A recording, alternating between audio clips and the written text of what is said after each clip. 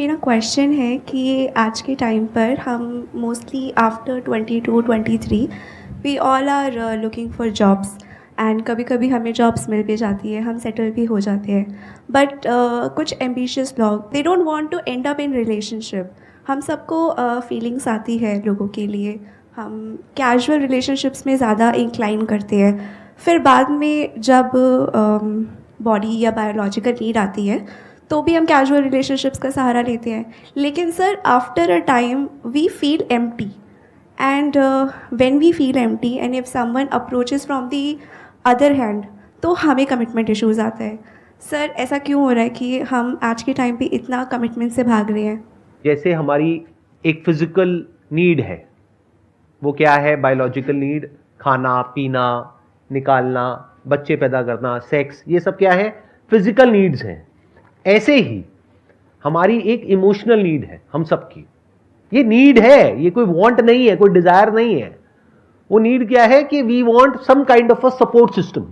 इसका भी basis physical से ही आ रहा है, क्योंकि इंसान, अगर आप कुछ हजार साल पीछे चले जाओ तो जंगलों से हम सबकी शुरुआत हुई, और कुछ लोग तो अभी भी ऐसा लगता है कि अभी भी जंगल से ही आए हैं। बीच बीच में थोड़ा बहुत मजाक कर सकता हूँ, उड़ा सकता हूँ ना, ठीक है। सो क्या हुआ कि वहां पे जंगलों में वी वर नॉट सेफ, खतरा था चारों तरफ। तो हमको क्या समझ आया, अगर हम साथ में रहेंगे तो हमारे जिंदा रहने के चांसेस ज्यादा है।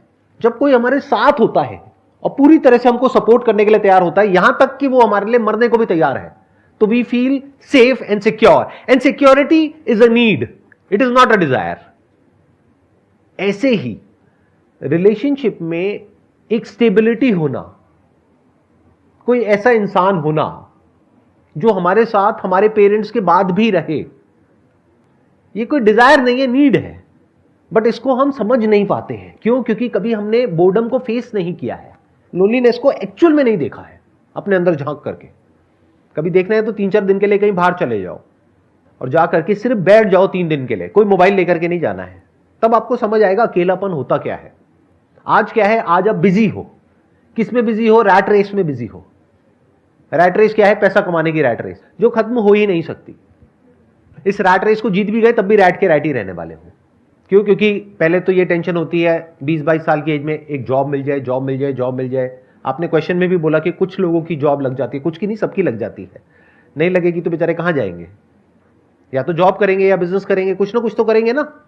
पैसा चाहिए, कितना चाहिए? बहुत चाहिए। और हमें ऐसी गलतफहमी हो जाती है कि पैसे से सब कुछ मिल जाएगा जो भी हमें चाहिए। फिर हम क्या बोलते हैं? Career is more important than relationship. फिर हम रिलेशनशिप को डिले करते हैं, पोस्टपोन करते हैं, जितना कर सकते हैं उतना। पहले जो मैरिज की एज होती थी वो होती थी 20-22 साल, फिर बढ़ करके हुई 25 साल, अब हो गई है 30 साल, 35 साल, और कुछ टाइम बाद 40 हो जाएगी, फिर 50 हो जाएगी, फिर 70 हो जाएगी, 80 हो जाएगी। आपको क्लियर हो रहा है मैं क्या कह रहा हूं? कि इस रैट रेस में आप एक जगह तक पहुंचोगे। वो जगह क्या होगी? 20-30 हजार, 50 हजार, लाख रुपए। तो जिस भी जगह पर आप होगे वो आपको कम लगने वाला है। अभी ज्यादा लग रहा है जब आपकी एज है 18, 19 साल, 20 साल। देखो अभी प्रैक्टिकली देखते हैं, यहां पर जो एज ग्रुप है वो है 20 से 30 साल की। तो जो 20-21 साल वाले होंगे उनको लग रहा होगा कि अगर हमारे को एक 20-30 हजार की भी जॉब मिल जाए तो लाइफ सेट हो जाएगी। यहां कितने हैं जिनकी ऑलरेडी जो जॉब है वो 30-40 हजार, 50 हजार रुपए से ऊपर की है? हाथ ऊपर करिए। क्या लाइफ बहुत बढ़िया चल रही है? ऐसे कर दिया लोगों ने, अरे नहीं सर क्या बात कर रहे हो। लेकिन इल्यूजन क्या है कि आज 50 हजार रुपए इस वजह से ठीक नहीं चल रही लाइफ। वही सेम इल्यूजन जो 5 साल पहले था कि आज मेरी सैलरी 20 हजार है इसलिए लाइफ बढ़िया नहीं है, जब 50 हजार हो जाएगी तो बढ़िया हो जाएगी। आज का इल्यूजन है अगर 50 हजार से 1 लाख हो जाएगी तो लाइफ बहुत बढ़िया हो जाएगी। ये कभी नहीं होने वाली, क्योंकि जो करियर के पीछे दीवाना है, करियर करियर करियर करियर, पैसा पैसा पैसा पैसा पैसा, वो एंटैंगल्ड हो जाएगा इस पूरे के पूरे सिस्टम में। उसके अंदर डर भी होगा उस नौकरी को खोने का।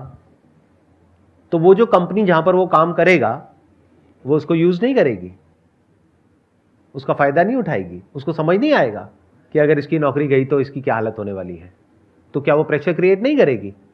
जब कोई लोन लेना होता है तो कंपनी से ही तो आप डॉक्यूमेंट्स लेते हो, तो कंपनी को तो आपका पूरा बायोडेटा पता है कि कितना आपने लोन लिया हुआ है, कितना कर्जा आपके सर पे है, कितनी आपकी सैलरी है, कितनी आपकी किस्तें हैं, और उनको ये भी पता है कि अगर आपको इमीडिएटली अभी निकाल दिया तो आपके साथ में क्या होने वाला है। तो समझ गए क्या हो रहा है? ये पूरा का पूरा जो स्ट्रक्चर है वो हमको फंसा देता है बुरी तरीके से, और फिर वो एज भी निकल जाती है कि जब कोई रिलेशनशिप एक्चुअल में बन पाए। और प्लस एक और प्रॉब्लम है, हम रिलेशनशिप के लिए ओपन ही नहीं है। फिर घर वाले बोलते हैं कि चलो शादी कर लो। शादी कहां से कर लो? चलो वहां से रिश्ता है, वहां से आया है, हाँ दूर के वो हैं, वहां से कहीं से रिश्ता है, क्योंकि पास के तो सारे भाई बहन हैं। अब दूर का कोई है, अब दूर का है तो उसका क्या पता आपको कौन है, क्या है, उसका क्या बैकग्राउंड है, क्या नहीं है, कुछ पता है क्या? ब्लाइंड खेलने के जैसा हो गया। और दूसरा ऑप्शन क्या है कि शादी ही मत करो, करियर पर ही फोकस करो। तो इस करियर में है क्या? कभी सच को देखते क्यों नहीं हो? डू यू वांट कि मैं सच बोलूं, या डू यू वांट कि मैं आपको मोटिवेट करूं और कहूं चलिए जी नमस्ते? सच सुनने का दम है? कितने एक्चुअल में चाहते हैं कि मैं सच बोलूं? ठीक है, सुनो। अब अगर रोना होना है तो रो लेना। क्या सीखा है? मेरे से रोना सीखा है? सच का सामना, हाँ ठीक है, सच का सामना शुरू किया जाए। कड़वा सच पता है क्या है? डिप्रेशन, एंजाइटी बहुत बुरे तरीके से बढ़ने वाली है। अब ये मत समझना कि मैं आपको कोई श्राप दे रहा हूं, मैं फैक्ट को एज इट इज देख रहा हूं और आपको बता रहा हूं कि क्या हो रहा है। It is science by looking at cause and effect. जैसे वेदर को प्रेडिक्ट किया जाता है ना, वो कोई तुक्का तो नहीं है ना, ऐसे ही आई कैन प्रेडिक्ट कि आने वाले 2 साल बाद, 5 साल बाद, 10 साल बाद क्या होने वाला है। स्पेशली ये जो लॉकडाउन में हमारा लाइफस्टाइल जिस तरीके से चेंज हुआ है, हमारे बच्चों का जो हुआ है पिछले 2 सालों में, कि पूरे दिन में 8 घंटे 10 घंटे वर्क फ्रॉम होम, घर पे बैठे हुए हैं, तो बीमारियां इतने बुरे तरीके से बढ़ने वाली है जिसकी कोई हद नहीं है। इस सच को फेस कर लो जितनी जल्दी कर सकते हो। क्यों? क्योंकि हमारी बॉडी बनी किस चीज की है? धरती, जल, अग्नि, वायु, आकाश। इसमें से बताओ क्या आपको नेचुरल मिल रहा है इस रैट रेस में? धरती। क्या अच्छा खाना मिल रहा है?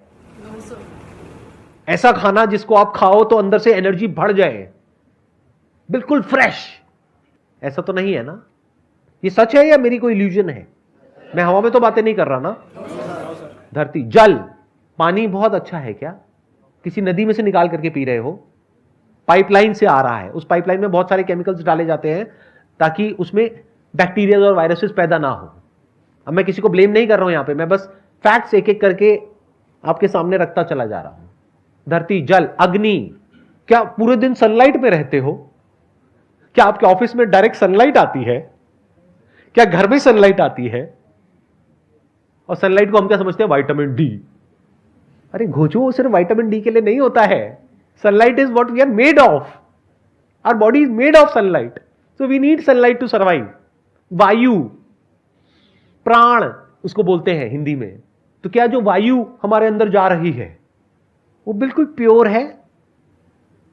दिन की 15 से 20 सिगरेट आप पी रहे हो, अगर नहीं भी पी रहे हो तो, और पी रहे हो तो उतनी ऐड कर दो। वायु के बाद क्या है? आकाश। आकाश मतलब क्या? स्पेस। कभी इस चीज को एक्सपीरियंस करके देखना, किसी पहाड़ की चोटी पर जाना, वहां पर जाकर के सिर्फ बैठ जाना अच्छा लगने लग जाएगा। क्यों होता है ऐसा? कभी सोचा है? We need space.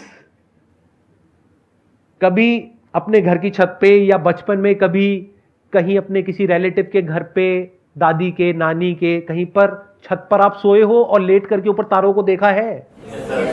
कैसा लगता है?